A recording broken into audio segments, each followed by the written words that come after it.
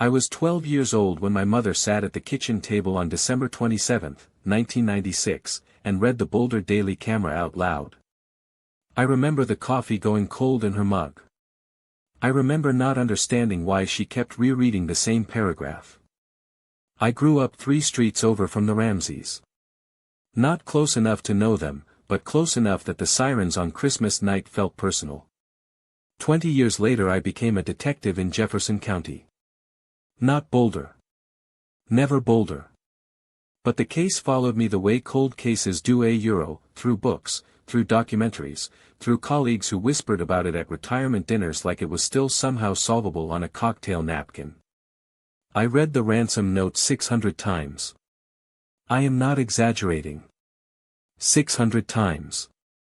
The thing that never left me was the length of it. 2.5 pages. Nobody writes 2.5 pages in a house where they've just committed a crime and need to disappear.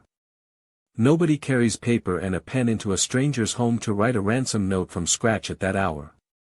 Nobody threatens a foreign faction in a note found inside the same house where the child's body was also found. The note was written by someone who had time.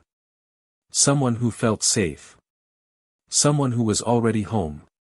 I never said that publicly. I had no jurisdiction. I had no evidence that would hold. But I believed it the same way I believe the sun comes up, not because I can prove it in a courtroom, but because everything else stops making sense without it. The grand jury in 1999 voted to indict both parents on child abuse charges. The district attorney refused to sign it. He said the evidence wasn't there.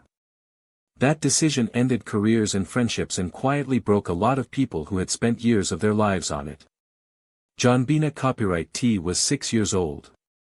She had blonde hair and a smile that photographs well, and a mother who dressed her in pageant gowns, and a father who traveled constantly for work, and a brother who was 9 and home that night, and a house full of Christmas gifts, and a basement that nobody checked for 9 hours after the note was found.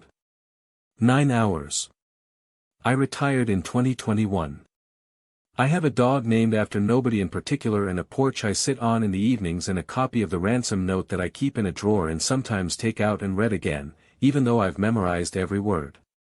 The note said JonBenét Ramsey would be beheaded if the police were called. The police were called. JonBenét Ramsey was already dead when the note was written. Whatever it was meant to do, the one thing the note never did was tell the truth. Not a single line of it. And whoever wrote it has lived their entire life knowing that.